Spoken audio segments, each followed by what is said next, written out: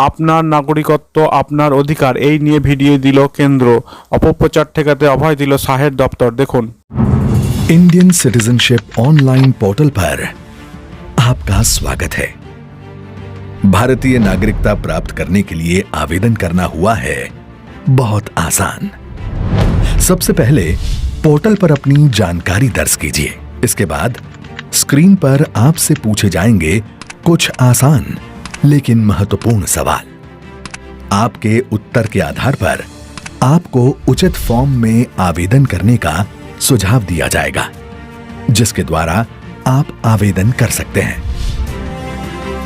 इसके बाद आपको फॉर्म में सूचित दस्तावेजों की स्कैन्ड कॉपी अटैच करनी है। इसके बाद एप्लीकेशन फी का भुगतान करना है। तत्पश्चात सारे ओरिजिनल दस्तावेजों के साथ डेजिग्नेटेड ऑफिसर के पास बताए गए दिन और समय पर जाना है, जहां दस्तावेजों का वेरिफिकेशन होगा। अगर सफलतापूर्वक वेरिफिकेशन हो जाता है तो डेजिग्नेटेड ऑफिसर आपको निष्ठा शपथ लेने का अनुरोध करेंगे। साथ ही में आपको लिखित निष्ठा शपथ पर हस्ताक्षर करने हैं। डेजिग्नेटेड ऑफिसर भी अपने हस्ताक्षर दर्ज करेंगे। राज्य स्तर पर एक एम्पावर्ड कमेटी स्थापित है, जो नागरिकता प्रदान करने की फाइनल अथॉरिटी है। एम्पावर्ड कमेटी के चेयरमैन के हस्ताक्षर के बाद ही सर्टिफिकेट ऑफ रजिस्ट्रेशन या सर्टिफिकेट ऑफ नेचुरलाइजेशन प्रदान किया जाएगा, जो आपको पोर्टल के जरिए डिजिटल फॉर्मेट में प्राप्त होगा।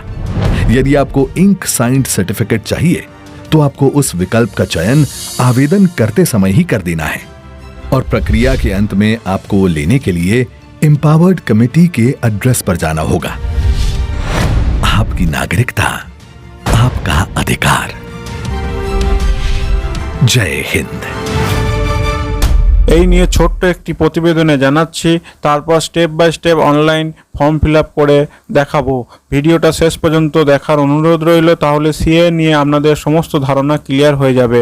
তো প্রতিবেদনটা হচ্ছে, নাগরিকত্ব বা সিএ নিয়ে ইতিমধ্যেই বিজ্ঞপ্তি জারি করেছে স্বরাষ্ট্র মন্ত্রক। তারই মধ্যে আমরা 10টি বিষয় পয়েন্ট আউট করে আপনাদের সাথে আলোচনা করছি। প্রশ্ন নাম্বার 1, ভারতীয় নাগরিকদের ওপর প্রভাব ফেলবে এই সিএ? উত্তর হচ্ছে, ভারতীয় নাগরিকদের সঙ্গে সিএর কোনো সম্পর্ক নেই। এদেশের নাগরিকদের মৌলিক অধিকারের উল্লেখ রয়েছে ভারতীয় সংবিধানে। সিএ বা এই সম্পর্কিত কোনো আইন তা খর্ব করতে পারে না। এই সম্পর্কিত ভুল তথ্য প্রচার করা হচ্ছে। মুসলিম সহ ভারতীয় নাগরিকদের ওপর সিএর কোনো প্রভাব পড়বে না। প্রশ্ন নম্বর 2, সিএ কাদের জন্য? 2014 সালের 31শে ডিসেম্বরের পর ধর্মীয় কারণে পাকিস্তান, বাংলাদেশ এবং আফগানিস্তান থেকে ধর্মীয় কারণে বিতাড়িত হিন্দু, শিখ, জৈন, বৌদ্ধ, পার্সি এবং খ্রিস্টান শরণার্থীদের জন্য এই সিএ। ওই 3 দেশ থেকে বা অন্য কোনো দেশ থেকে আসা মুসলিম সহ অন্য কোনো বিদেশি শরণার্থীদের জন্য সিএ লাগু হবে না। প্রশ্ন নম্বর 3, ওই 3 দেশ থেকে আসা হিন্দু, শিখ, জৈন, বৌদ্ধ, পার্সি এবং খ্রিস্টানদের কী হবে সুবিধা হবে এই সিএ থেকে? উত্তর, পাসপোর্ট বা ভিসার মতো নথি না থাকলেও ভারতীয় নাগরিকত্বের জন্য আবেদন করা যাবে। সিএর মাধ্যমে এই শরণার্থীরা এমন সুযোগ পাবেন। দ্বিতীয়ত, ভারতীয় নাগরিকত্বের জন্য তাদের আবেদনের রাস্তা আরও মসৃণ হবে। এদেশে বসবাসের ন্যূনতম সময় 1+11 বছরের পরিবর্তে 1+5 বছর হবে। 4 নম্বর প্রশ্ন, এর মানে কি এই যে পাকিস্তান, বাংলাদেশ এবং আফগানিস্তানের মুসলিমরা কখনোই ভারতীয় নাগরিকত্ব পাবে না? উত্তর, না, এমন কোনো লোককে সিএ গঠন করা হয়নি। বিগত বছরগুলিতে ওই দেশগুলি থেকে শতাধিক মুসলিমদের নাগরিকত্ব দেওয়া হয়েছে। ভবিষ্যতেও যোগ্যতার বিচারে নাগরিকত্ব পাবেন তারা, ধর্মের বিচারে নাগরিকত্ব দেওয়া হবে না। 2014 সালে ইন্দো বাংলাদেশ ছিটমহল সমস্যার সমাধানের পর 14,864 জন বাংলাদেশি নাগরিককে ভারতীয় নাগরিকত্ব দেওয়া হয়েছে। এদের মধ্যে হাজার হাজার মুসলমানরাও রয়েছে। প্রশ্ন 5, উক্ত দেশগুলি থেকে এদেশে এসে অবৈধভাবে বসবাস করা মুসলিমদের কি বিতাড়িত করা হবে? উত্তর, না, কোনো নাগরিকের বিতাড়নের সঙ্গে সিএর কোনো সম্পর্ক নেই। 1946-এর বিদেশি আইন ও 1920-এর পাসপোর্ট আইন অনুযায়ী এই সংক্রান্ত সিদ্ধান্ত নেওয়া হয়ে থাকে। বিদেশি নাগরিকদের ভারতে প্রবেশ এবং প্রস্থান সম্পর্কিত সিদ্ধান্ত এই 2 আইনের ভিত্তিতেই নেওয়া হয়, কোনো ব্যক্তির ধর্ম বা দেশের ভিত্তিতে নয়। তাই ভারতে অবৈধভাবে বসবাসকারী যে কোনো বিদেশির জন্যই এই দুই আইন প্রযোজ্য। স্থানীয় থানা বা প্রশাসনের তদন্ত রিপোর্টের ভিত্তিতেই অনুপ্রবেশকারী বা অবৈধভাবে বসবাসকারী বিদেশি নাগরিককে চিহ্নিত করা হয়ে থাকে। ওই নাগরিককে সংশ্লিষ্ট দেশের দূতাবাসের তরফে সঠিক নথিসহ মূল দেশে পাঠানোর ব্যবস্থা করা হয়। 1946-এর বিদেশি আইন অনুযায়ী বিদেশিদের চিহ্নিতকরণের পরই আসামে এই ফেরত পাঠানোর প্রক্রিয়া শুরু হয়েছে। অর্থাৎ এই পদ্ধতিতে কোনো বৈষম্য বা ত্রুটির প্রশ্ন নেই। বিদেশি আইনের 3 নম্বর ধারা এবং পাসপোর্ট আইনের 5 নম্বর ধারা অনুযায়ী বিদেশি নাগরিকের চিহ্নিতকরণ, আটক এবং ফেরত পাঠানোর ক্ষমতা সম্পূর্ণভাবে রাজ্য সরকার ও তার জেলা প্রশাসনের হয়। প্রশ্ন নাম্বার 6, ওই দেশে ধর্মীয় কারণে অত্যাচারের শিকার হওয়া হিন্দুরা কি সিএ এর জন্য আবেদন করতে পারবেন? না, তাদের জন্য ধর্মের বিদেশি নাগরিকদের মতোই আগের পদ্ধতিতে আবেদন করতে হবে। সিএ থাকলেও 1955-এর নাগরিকত্ব আইন অনুযায়ী তারা কোনো অতিরিক্ত সুবিধা পাবেন না। প্রশ্ন নাম্বার 7, বর্ণ, লিঙ্গ, রাজনৈতিক সংগঠনের সদস্য, ভাষা ইত্যাদির বিচারেও কি আবেদন করা যাবে সিএ এর মাধ্যমে? উত্তর, না। সিএ এর বিস্তৃতি অত্যন্ত স্পষ্ট। 3 পড়শি দেশের 6 সংখ্যালঘু গোষ্ঠীর বিদেশি নাগরিকরাই শুধু এই আবেদন করতে পারবেন। অন্য কোনো দেশের বিদেশি নাগরিকত্ব আইন 1955 অনুযায়ী নিম্নতম শর্ত পূরণের মাধ্যমে ভারতীয় নাগরিকত্বের জন্য আবেদন করতে পারবেন। প্রশ্ন নাম্বার 8, সিএ এর কারণে ধীরে ধীরে ভারতীয় নাগরিকত্ব হারাবেন মুসলিমরা? উত্তর, সিএ কোনো ভারতীয় নাগরিকের উপর কোনো প্রভাব ফেলবে না। সব ভারতীয় নাগরিকরাই তাদের সংবিধান প্রদত্ত মৌলিক অধিকার পাবেন। কোনো ভারতীয় নাগরিককে তার নাগরিকত্ব থেকে বঞ্চিত করবে না এই সিএ, বরং 3 পড়শি দেশের নির্দিষ্ট পরিস্থিতির শিকার বিশেষ বিদেশি নাগরিকদের জন্য ভারতীয় নাগরিকত্বের সুযোগ করে দেবে এই আইন।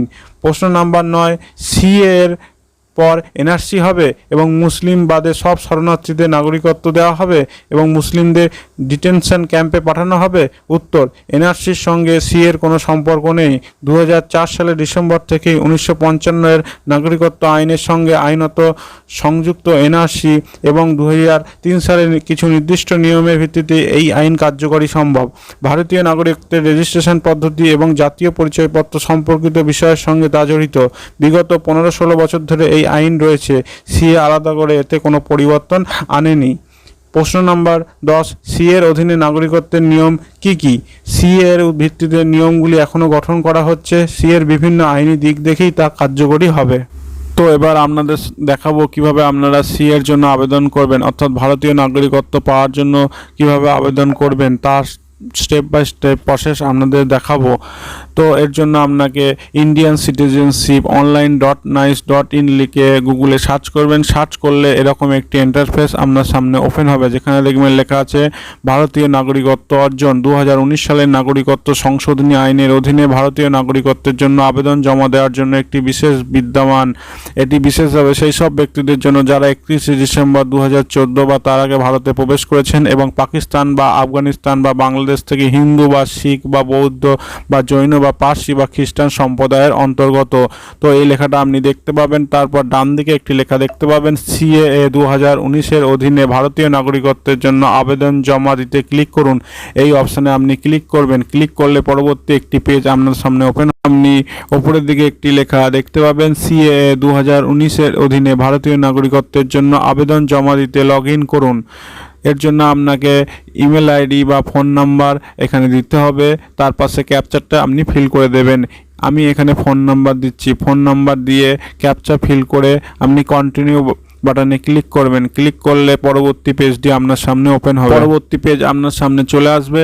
এখানে আপনার নাম লিখতে হবে, এখানে আপনার ইমেল আইডি লিখতে হবে এবং ফোন নাম্বার আপনার আগে দিয়েছেন সেটাই বসানো থাকবে। তারপর আপনি ক্যাপচারটা ফিল করে আপনি সাবমিট বাটনে ক্লিক করবেন। সাবমিট বাটনে ক্লিক করলেই এরকম একটি ইন্টারফেস আপনার সামনে চলে আসবে। সাবমিট বাটনে ক্লিক করার সাথে সাথেই আপনার রেজিস্টার্ড মোবাইল নাম্বার ও ইমেল আইডি যেটা আপনি দিলেন সেখানে আপনার ওটিপি যাবে। ওটিপিটা আপনি দেখে দেখে এখানে ফিল করে দেবেন। ফিল করে ক্যাপচার আপনি ফিল করবেন। ফিল করে ভেরিফাই ওটিপি অপশানে ক্লিক করবেন। ভেরিফাই ওটিপিতে ক্লিক করার সাথে সাথে আপনাদের সামনে এরকম একটি পপ আপ মেসেজ শো হবে, যেখানে লেখা থাকবে your sign up process is completed, click here to sign. এবার আপনারা সাইন করবেন। সাইন করার জন্য এখানে আপনি মোবাইল নাম্বার দেবেন। তারপর আপনি এখানে ক্যাপচার দেবেন। ক্যাপচারটা ফিল করে আপনি কন্টিনিউ বাটনে ক্লিক করবেন। কন্টিনিউ বাটনে ক্লিক করার সাথে সাথে এরকম একটি অফিসিয়াল পেজ আপনার সামনে ওপেন হবে। এবার আপনার রেজিস্টার মোবাইল নাম্বারে একটি ওটিপি যাবে। ওটিপিটা আপনি ওটিপির ঘরে এন্ট্রি করে দেবেন। ওটিপি এন্টার করার পর আপনি ক্যাপচার ফিল করবেন।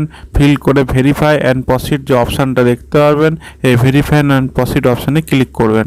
ভেরিফাই অপশানে ক্লিক করার সাথে সাথেই এরকম একটি অফিসিয়াল পেজ আপনার সামনে ওপেন হবে, যেখানে আপনার পুরো নাম দেখতে পারবেন, যে ইমেল আইডিটা আপনি দিয়েছিলেন সেটা শো করবে, মোবাইল নাম্বার আপনি দেখতে পাবেন এবং তার নিচে একটি লেখা শো করবে, যেখানে লেখা থাকবে click here to initiate A fresh application. অর্থাৎ নতুন করে আপনি যে অ্যাপ্লিকেশান করছেন সে এই অপশানে আপনি ক্লিক করবেন। ক্লিক করার সাথে সাথে কতগুলো প্রশ্ন পোর্টালে শো করবে, সেই প্রশ্নগুলো আপনি উত্তর দিয়ে এগিয়ে যাবেন। প্রশ্ন নম্বর 1-এ যে প্রশ্নটি আছে সেটি হচ্ছে, আপনি কি 31/12/14 আগে ভারতে প্রবেশ করেছেন? আপনি যদি 31/12/14 আগে ভারতে প্রবেশ করে থাকেন তাহলে হ্যাঁতে ক্লিক করবেন, না হলে নাতে ক্লিক করে এগিয়ে যাবেন। তারপর প্রশ্ন নম্বর 2-এ দেওয়া হয়েছে, আপনি কি দেশের নাগরিক? আপনি কোন দেশের নাগরিক? এখানে আপনি 4টি অপশান পাবেন, পাকিস্তান, আফগানিস্তান, বাংলাদেশ বা অন্য দেশ, যেটা হবে আপনার সেটাতে ক্লিক করবে। 3 নম্বর প্রশ্ন, আপনি কি পাকিস্তান, আফগানিস্তান, বাংলাদেশ নিম্নলিখিত কোন সম্প্রদায় থেকে? আপনি কি পাকিস্তান, আফগানিস্তান, বাংলাদেশের নিম্নলিখিত কোন সম্প্রদায় অন্তর্ভুক্ত? আপনি কি হিন্দু, না শিখ, না জৈন, না বৌদ্ধ, না পার্সি, না খ্রিস্টান, না অন্যান্য সম্প্রদায়? আপনার যেটা হবে সেটা আপনি ক্লিক করবেন। 4 নম্বর প্রশ্ন, আপনার কাছে বৈধ পাসপোর্ট বা বৈধ ভারতীয় ভিসা? আপনার কি বৈধ পাসপোর্ট এবং বৈধ ভারতীয় ভিসা আছে? হ্যাঁ হলে হ্যাঁ অপশানে ক্লিক করবেন, না হলে না অপশানে ক্লিক করে এগিয়ে যাবেন। তো সম্মানীয় দর্শকবিন্দু, ভিডিওটা অনেক বড় হয়ে যাওয়ার জন্য এখানেই শেষ করছি। আপনারা যদি সিএ ফর্ম ফিল আপের পুরো ভিডিও দেখতে চান তাহলে কমেন্টে আপনার মতামত জানান, আর ভিডিওটা ভালো লাগলে একটা লাইক করবেন, আর পরবর্তী আপডেট মিস না করার জন্য চ্যানেলটাকে সাবস্ক্রাইব করে রাখবেন।